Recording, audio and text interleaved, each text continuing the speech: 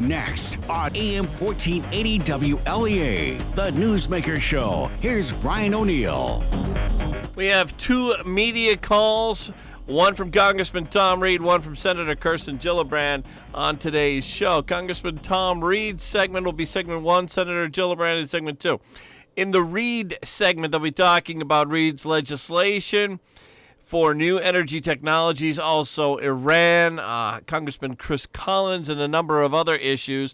With Senator Gillibrand, it'll be talking about the senator's child care legislation, also the trade deal that's replacing NAFTA, the USMCA, the United States-Mexico-Canada trade deal. The senator will also talk about impeachment and other issues, too. Let's get started here with Congressman Tom Reed. Reed opens up talking about his new energy technologies legislation. So I wanted to highlight this week an important bill that I authored and dropped in a bipartisan basis before the end of the year and then announced last week, and that is our Energy Sector Innovation Tax Credit Bill. This is to me, a Republican proposal to recognize that the climate is changing and that innovation and the American people are going to lead the way in order to address climate change. I think we are in a position to offer an idea on the Republican side that's different than the Democratic proposal. It would be an alternative to the new Green Deal. And what this tax proposal is all about is unleashing American ingenuity and American innovation in order to address the problem of climate change. You can have all the mandates like my Democratic colleagues want to support.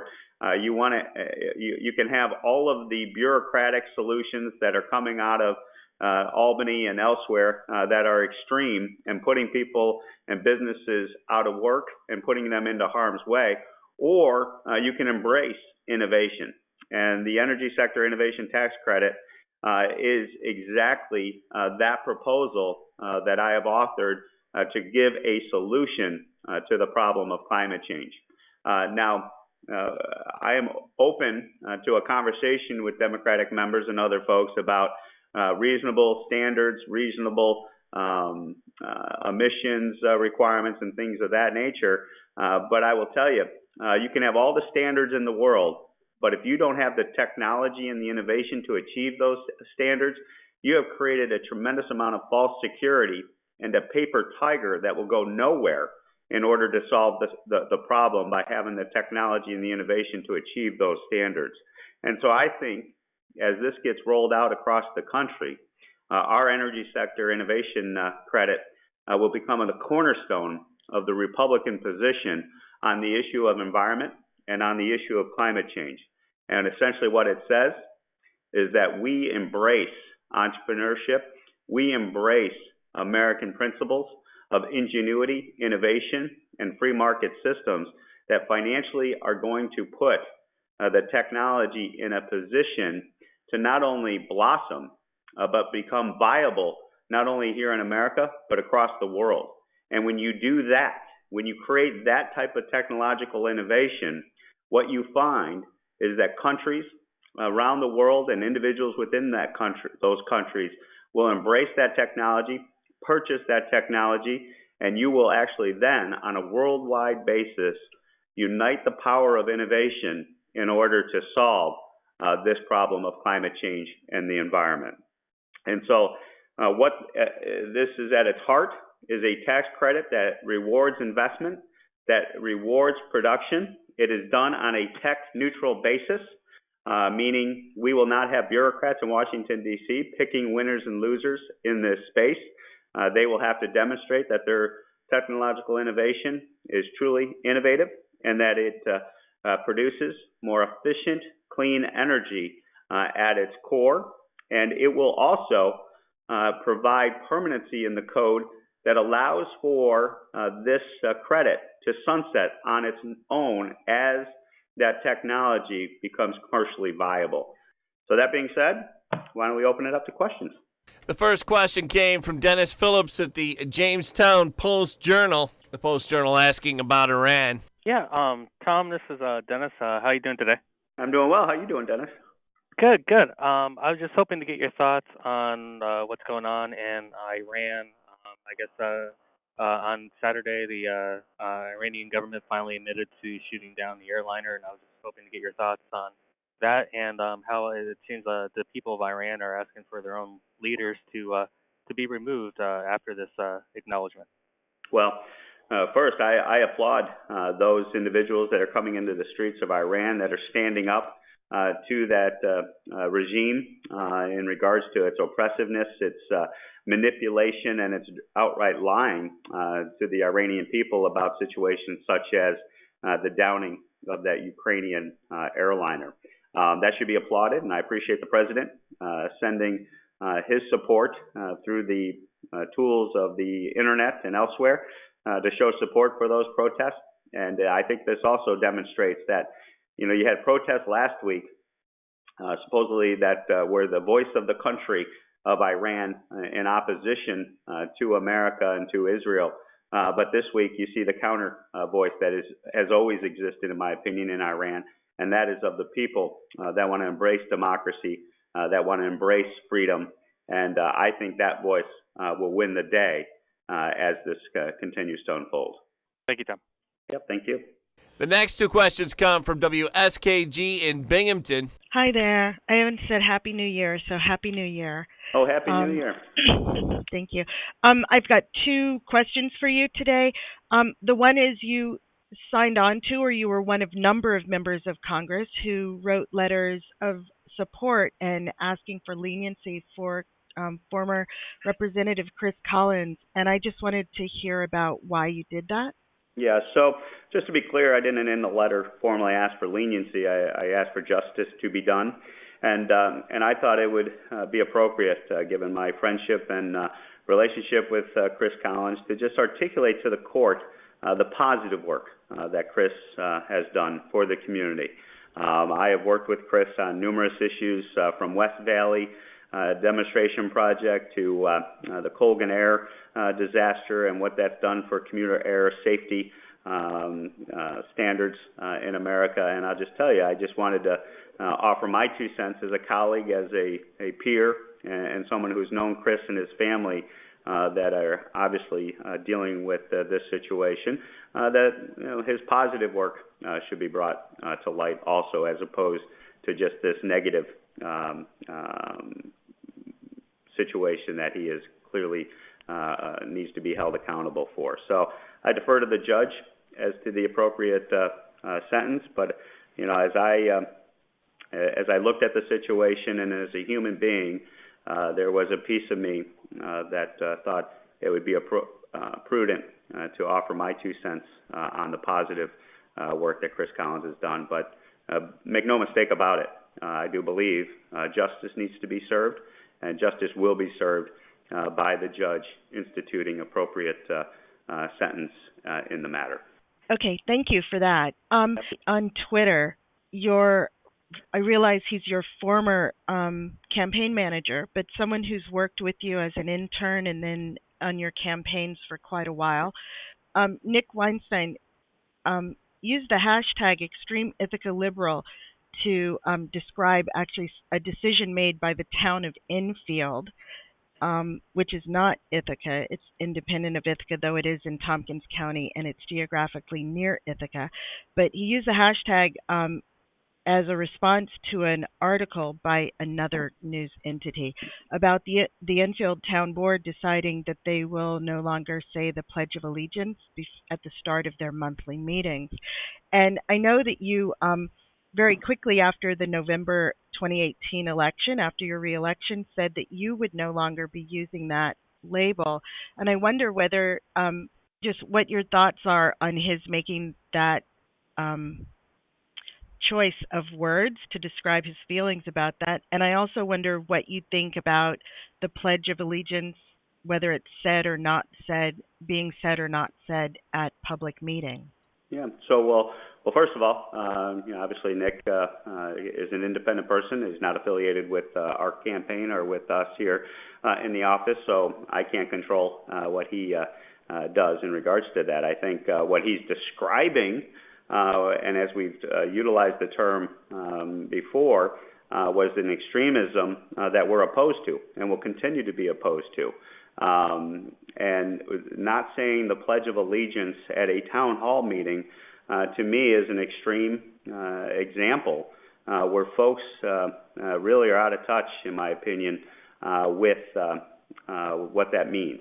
When it comes to saying the Pledge of Allegiance to the flag, I am proud to stand and cover my heart and join with my fellow Americans to offer that Pledge of Allegiance to the flag that has done so much to help human beings, to help our fellow citizens to be safe and to have opportunity to put food on their table and take care of their families for generations. And so I am not going to ever shy away from taking on extremism. And this is an example, in my opinion, of that extreme liberal agenda that has overtaken Albany, as well as the House of Representatives, in my opinion, right now, in regards to Nancy Pelosi having to cave to that small faction of her party that has overtaken the Democratic Party and embracing the principles of extremism. Do you think the pledge should be required before public meetings in the U.S.? I do support having the Pledge of Allegiance as part of any public assembly held by the town board and local governments. And, as to, I would just hope that we as a country would embrace our flag, would embrace our country, and recognize for all of our faults and all of our weaknesses, the United States of America is something we should salute, we should be proud of, and that we should embrace at every opportunity that we can.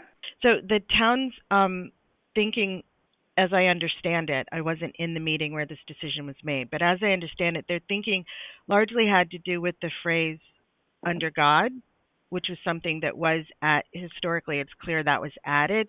So would you have, and they felt that crossed a line between merging church and state. Do you have any, for those who wouldn't be comfortable with that, do you have any solution or ideas or something to say to them? I believe in the Pledge of Allegiance, and coming from the area of the country that was the home of the author, I believe, of the Pledge of Allegiance there in Mount Morris, I'm proud of the Pledge of Allegiance as it states today. And I will stand and salute our flag and our nation at every opportunity, and I would encourage every one of my fellow American citizens to do the same. And those that want to show disrespect to the American flag, those that want to reject the Pledge of Allegiance, I will use my First Amendment right to speak out against those and chastise them for that disrespectful action. Next question comes from Lucas Day with the Finger Lakes Radio Group. Congressman, good morning. How are you? I'm doing well, Lucas. How you doing? Not too bad, thank you. Just wanted to get your take in terms of if you have personally received any feedback or your office after the first of the year regarding the new bail reform laws here in New York. One of our reporters yesterday spoke with Lieutenant Governor Kathy Hochul during an appearance in Auburn, and she said about bail reform, quote, there's a lot of fear-mongering going on, a lot of people exaggerating the situation. A vast majority of the criminals released are non-violent criminals. In the past couple of days, within your district, we've had a man that was arrested for allegedly threatening to blow up a store that was released on an appearance ticket. And in Penn, there's been a man arrested for various crimes 4 consecutive days, and each time's been released on appearance tickets. One of those times, his arrest came from an assault on a woman. Has your office heard any complaints from constituents, or have you personally regarding the new bail reform laws? So to answer the question, yes, we've got a tremendous amount of input from folks across the district in regards to the bail reform law. And I guess I'm pleased that the governor's office recognizes that those that are alleged to commit violent acts, by Kathy Hochul's acknowledgement that she's trying to say a vast majority of the folks are nonviolent offenders, which to me acknowledges that there are violent offenders that are being released under this new bail reform. So I guess that's recognition by the governor's office of this threat.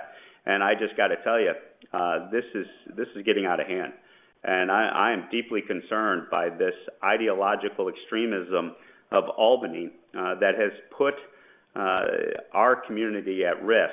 And this is not about fear-mongering. This is about actual criminal defendants that are threatening violent behavior or engaging in violent behavior being released because mandates out of Albany say that everyone should be released as they go through the system.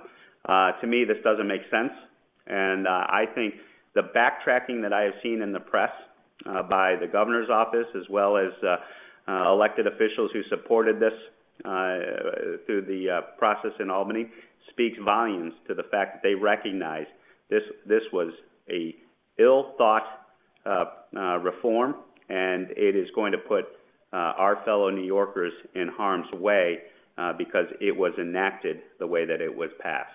Okay, Congressman, thank you for that. Thank you. All right, that wraps it up. All right, thank you guys. Appreciate your participation, and we'll talk to you next week. Take care.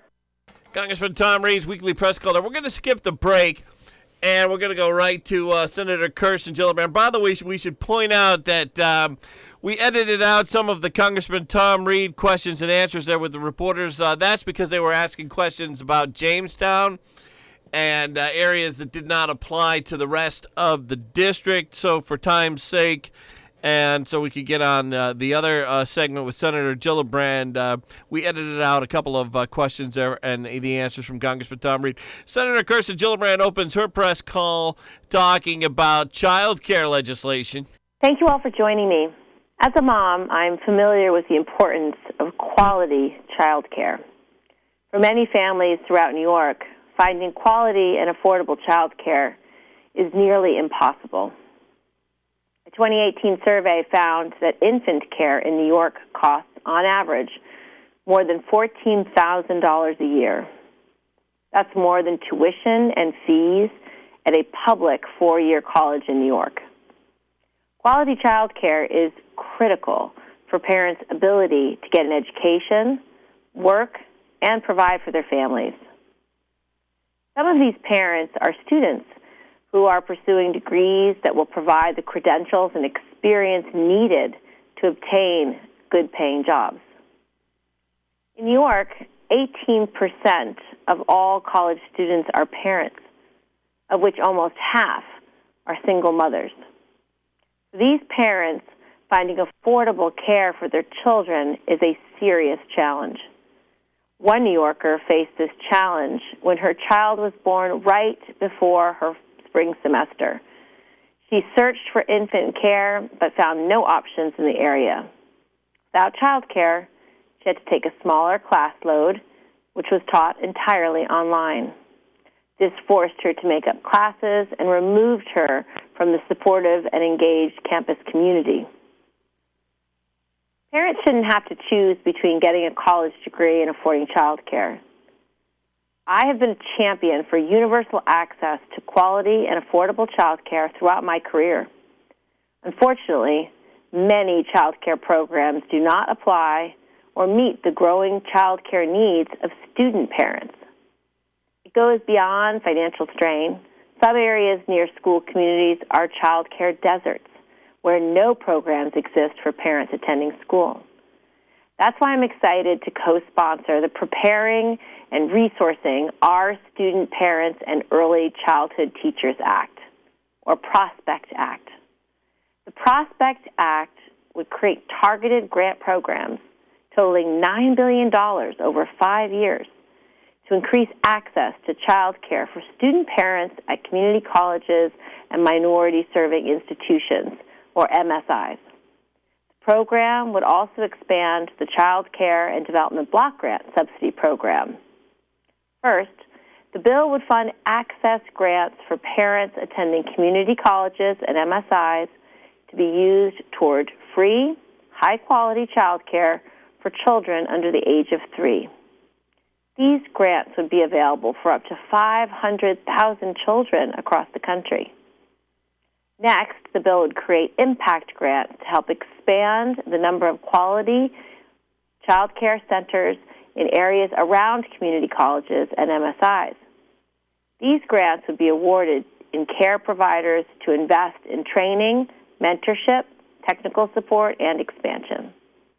Additionally, the pipeline grants would be awarded to allow community colleges and MSIs to grow their academic programs for early childhood education and to work to strengthen the workforce pipeline for infant and toddler child care providers. This would increase the number of child care and early childhood education providers in the community. Last, the bill would expand the eligibility requirements for the Child Care and Development Block Grant so that all working-class parents who are enrolled in school for higher learning qualify for the child care subsidy. It would also increase the federal government's investment in the program and incentive increased state investment by increasing the federal match rate for child care services for infants and toddlers to 90%. The Prospect Act invests in our country's future and will ensure that every family has access to quality and affordable child care. Thank you. I'm happy to take your questions. Are there any on-topic questions for the Senator? The first question for Senator Gillibrand on this came from Joshua Rosenblatt, CBS Binghamton. I was wondering why this program would extend to community colleges and minority-serving institutions specifically. Because those communities are disproportionately without access to quality, affordable child care. And so there's a greater need right now, particularly amongst that student population. Great. And one quick follow-up. Where would the funding specifically for these programs come from? It would come from general spending. And President Trump, unfortunately, just spent $1 trillion in tax cuts to the wealthiest Americans and the most successful corporations. I think we could take a small fraction of that money and invest it in our future, which is our children. For every dollar you put into an early childhood education program, you get at least $11 out in terms of capacity and success and productivity of those children. Thank you, Senator. Are there any other on-topics for the Senator? Brian O'Neill, WLEA. Yep. Would parents who are returning to school who might be in their upper 20s or 30s who have children be eligible for this too? Yes, it's not limited by age in any way. Thank you. Here's an interesting stat, just so you guys know. In 2018, the average cost of full-time center-based child care in New York for an infant was over $15,000. A toddler was over $14,000, and a 4-year-old was over $12,000. So you can understand why it's so expensive and so out of reach for so many students. And I also have a stat for the first question. More than 40% of the student parents are enrolled at community colleges and more likely to attend an MSI than students without children. So there's just a greater need for that population. Okay, we're ready to move on to off-topic questions. Are there any off-topic questions for the Senator? And there was a question for the Senator from CBS in Burlington, Vermont. Can you speak a little bit to your decision to vote no on the USMCA? The reason why I voted no on President Trump's trade bill is because it had 3 fundamental flaws. First of all, it missed an enormous opportunity to actually address global climate change. And what we've seen in the last few years is shocking.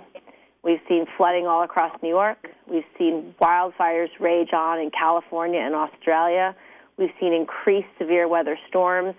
And we've seen such disparity in temperatures. I mean, we have 70, 60-degree days in the middle of January. That's problematic. So, 1, it doesn't address anything with regard to climate. 2, it was a giveaway to Mexican drug companies and did not give any advantages to U.S. drug companies, and so that was not smart. And it's going to hurt patients who need access to lower cost drugs. And third, it really didn't do enough for our producers. And I'm just concerned that the impact of this trade agreement will not be that dissimilar from the impact of NAFTA 1, which was the hollowing out of manufacturing across upstate New York in a way that really reduced jobs and opportunity for New Yorkers. Thank you. All right. Are there other off-topics for the Senator? Senator Terry Frank in Jamestown, New York. Just a quick follow-up on the USMCA. There was a formal vote on that, or was there a voting committee? I only took the vote in committee today, which was in the Environment and Public Works Committee, and I voted no along with a few colleagues. We will have a formal floor vote, I think, this week or next week, in the near future. Very good. Thank you. Okay. Any other off-topic questions for the Senator today? Brian O'Neill again. Mm-hmm. There's a lot of wind projects around here and some solar too. Were you able to tell if the USMCA would affect wind or solar in any way? It had nothing beneficial for global climate change. It could have had a whole section, which would have been great, and it could have really focused on it, and it didn't. So it really didn't help us achieve our goals. And, we have very strong economic ties with Canada and Mexico, so it would have been the perfect agreement to set a standard that we could have tried to replicate in other trade agreements. If we can't get it done for the USMCA, who are we going to get it done with? So it should have been put in this trade agreement above all. Thank you. All right, last call for an off-topic question for the senator. The other provision that was deeply troubling to me is it left open a lot of loopholes for polluters. And New Yorkers are particularly sensitive to that because we're dealing with cleaning up our water from PCPs, TCEs, PFOA, and PFAS. And so to have huge loopholes for corporate polluters to keep polluting, again, is a slap in the face to the priorities for New York. All right, last call for off-topic questions. Any last ones? Yeah, Senator Terry Frank in Jamestown again. Just wanted to ask you, with the articles of impeachment being transferred over, I believe now to the Senate on Thursday morning, I wanted to get your thoughts about the ongoing topic, especially with regards to witnesses. Would you like witnesses for the trial? I would. I believe that a trial can only be conducted fairly if there's witnesses. When there's no witness allowed, it's not a trial, it's a cover-up. Very good. Thank you. All right, that's going to wrap it up for us today. Thank you guys so much. Thank you all for joining us. Thank you. Thank you. So that's it for today's media calls. We had 2 media calls today. In segment 1, it was Congressman Tom Reed. Here in segment 2, it was Senator Kirsten Gillibrand. News is next here on AM 1480 WLEA Hornell. Thanks for listening.